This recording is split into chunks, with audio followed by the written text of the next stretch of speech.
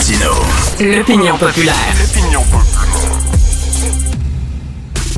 On voyait que les Américains devaient marcher sur leur fierté et leurs principes. Une liberté de penser. Mais il le fait d'une façon particulièrement grossière et maladroite. Une force internationale. Et même, on va plus loin. Luc la liberté. Comment on reconnaît un dictateur? Il veut pas quitter le pouvoir. Il veut s'accrocher, puis il veut rester là jusqu'à temps qu'il crève, puis une fois qu'il va mourir, c'est ses enfants qui vont le remplacer. Alors, Luc, voilà. Là, il dit je ne blague pas, il est en train d'évoquer un troisième, mais j'ai même lu quelque part peut-être un quatrième mandat. Est-ce que ça serait possible, Luc? C'est intéressant. D'abord, première chose à mentionner, ce n'est peut-être qu'une diversion. On nous annonce, rappelle-toi, c'est après-demain, le jour de la libération. Donc, le jour de la libération, ce sont ces nouveaux tarifs dont on annonce en grande pompe la venue. En grande pompe, si on est à la Maison-Blanche, pas sûr qu'on l'annonce avec autant d'emphase ailleurs. On est un peu plus inquiet. Mais donc, c'est possible que tout ça ne soit qu'une diversion. M. Trump aime bien faire ça, prendre les journalistes et tirer en 3 ou 4 sujets, dont une déclaration majeure, ce n'est pas rien. Donald Trump ne peut pas faire un troisième mandat, en guillemets, dans des conditions normales. Voici des scénarios dans lesquels Donald Trump pourrait obtenir un troisième mandat. Ils sont tous tirés par les cheveux et on ne parlerait pas de ça dans un climat politique sain et normal. C'est-à-dire, si Donald Trump n'était pas le président, c'est à peu près l'équivalent. Il y a une façon tout à fait légale et légitime d'obtenir un troisième mandat, mais c'est ce qu'il y a de plus lourd et probablement ce qui a le moins de chances, même si tout le reste a des probabilités très minces. On pourrait imaginer que Donald Trump, c'est déjà le cas d'ailleurs, ait des partisans à la Chambre des représentants qui disent, nous, le 22e amendement qui dit qu'un président doit se limiter à 2 mandats, que ces mandats-là soient consécutifs ou pas, parce que c'est le cas de M. Trump, ce ne sont pas des mandats consécutifs. Nous, on pense que ça a fait son temps. Soit faut l'amender, soit faut l'enlever. En passant, ça a déjà été discuté de manière plus théorique, pas très sérieuse, sous Ronald Reagan et sous Bill Clinton. On avait déjà mentionné ça. Mais là, il y a donc des gens qui disent, c'est le temps de passer à autre chose. Pour amender la Constitution, c'est pas pour rien que ça bouge pas tant que ça, la Constitution américaine, et il faudrait que Donald Trump et ses partisans aillent chercher une majorité des 2/3 à la Chambre des représentants et au Sénat. La majorité républicaine, elle est très courte, autant au Sénat qu'à la Chambre des représentants. Ce serait très étonnant que ça passe là. Et en plus, faut ajouter, il y a une autre haie à franchir. Il faudrait que le 3/4 des États américains soient en accord avec ça. On n'en est pas là non plus. Donc, ça, c'était la façon, en guillemets, légale, constitutionnelle, nette pour tout le monde et acceptée. On modifie la Constitution, ça n'arrivera pas. La deuxième mesure, et c'est celle-là que Donald Trump a abordée, il n'est pas allé dans le détail, mais il y a fait référence dans sa déclaration, c'est le 22e amendement dit carrément, donc je l'évoquais, on ne peut pas être élu plus de 2 fois. Le mot-clé dans le 22e amendement, c'est élu. Donald Trump et certains de ses partisans ont donc dit, il pourrait être le candidat de quelqu'un d'autre en 2028, imaginons pour les fins de l'exercice J.D. Vance. M. Vance serait donc le candidat à la présidence avec comme colistier Donald Trump. C'est donc J.D. Vance qui serait élu et ensuite, J.D. Vance pourrait se tasser et Donald Trump pourrait revenir à la présidence pour un 3e mandat. Le gros problème avec ça, c'est qu'il y a un 12e amendement que les partisans de Donald Trump dont ils ne parlent jamais. Le 12e amendement dit que si vous n'êtes pas éligible pour être président, vous pouvez pas non plus être éligible pour être vice-président. Et le 22e amendement, c'est compliqué un peu, on prend des détours, mais grosso modo, en vertu du 12e et du 22e amendement, dans la tête des constitutionnalistes, sauf peut-être une marge de complotistes très, très, très faible, c'est clair qu'il peut pas être candidat. Mais on connaît Donald Trump. Et parfois il a gagné. Il a testé la Constitution. Ça se pourrait très bien qu'il se risque avec ça et qu'il dise, allons-y, on va voir ce que la Cour suprême va dire. Si je suis un Américain, j'aime pas ça. C'est très clair que les Américains, le pays est né parce qu'on ne voulait pas de monarchie, on ne voulait pas de concentration des pouvoirs, on n'imagine pas Barack Obama revenir pour un 3e mandat ou Bill Clinton non plus, George W. Bush à ce compte-là. Donc, on voudrait pas de ça.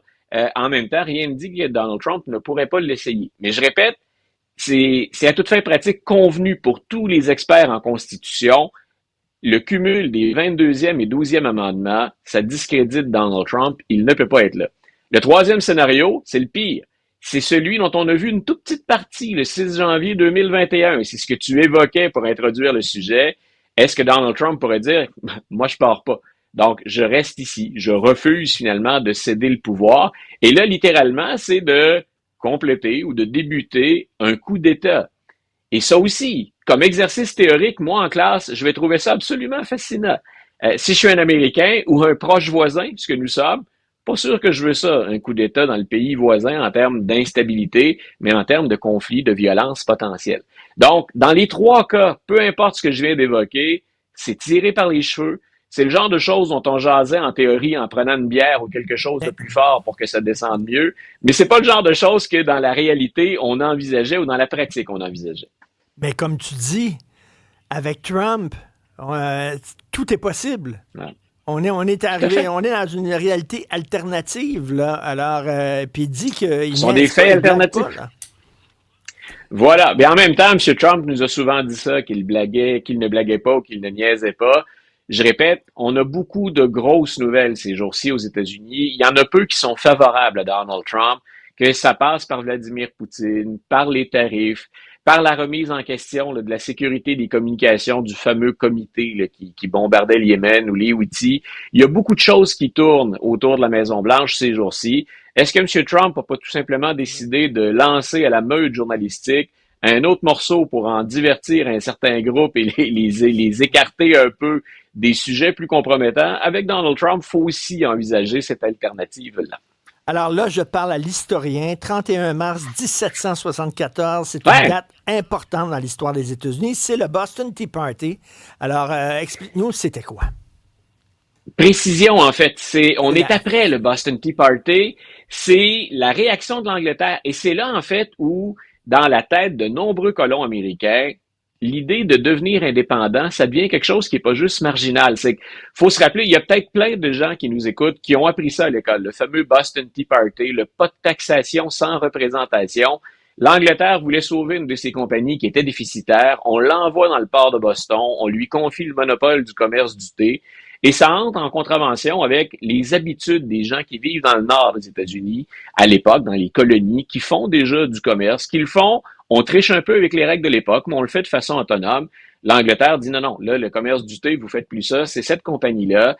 Et c'est là où des colons américains, les plus radicaux, montent sur les navires et déchargent, scrapent en très mauvais français la cargaison de thé de cette compagnie-là. Et l'Angleterre va réagir de façon ferme, et maintenant, avec du recul et de la perspective, peut-être de manière trop ferme. Et ce qu'on commémore aujourd'hui, c'est la fermeture du port de Boston, qui, à l'époque coloniale, était un des ports les plus importants. Il y avait une grande activité commerciale, c'est encore le cas aujourd'hui à Boston, là, mais c'est encore plus important à l'époque coloniale. Et on va tellement punir et sanctionner le Massachusetts qu'on va finir par indigner les 12 autres colonies. Parce qu'à la fermeture du port de Boston, on va également leur dire, OK, vous aviez une charte au Massachusetts, vous aviez un gouverneur, vous aviez 2 chambres. Nous, on suspend tout ça et on met un général, on met un militaire à la tête du Massachusetts. Et c'est là où, pour plein de gens, on passe de on veut négocier avec l'Angleterre à on est prêt à être indépendant. Ça fera jamais l'unanimité. On n'aura jamais 100% de gens en faveur de l'indépendance à l'époque. Mais il faut se rappeler, on est 13 colonies, on n'attaque que le Massachusetts à ce moment-là, mais dans la tête de certaines personnes, ça vaut le coup de confronter la première puissance mondiale. Ben, c'est une leçon à tirer pour M. Trump, parce que ce que ça démontre, c'est que des fois, tes mesures, tu penses qu'elles sont bonnes, mais elles sont tellement sévères, tes mesures, qu'elles vont se retourner contre toi. Voilà. Moi, j'aime bien ça, parce que M. Trump aime bien se rappeler d'une partie de l'histoire, puis souvent, sur le même sujet, il oublie de compléter les informations avec ce qui n'a pas marché. Un petit retour dans le temps, M. Trump. Allez donc voir comment on a réagi à l'époque et ce qu'il y a eu comme rétroaction aux fameuses sanctions. Merci beaucoup, Luc. À demain. Bonne soirée. Salut. Bonne fin de journée. Bye.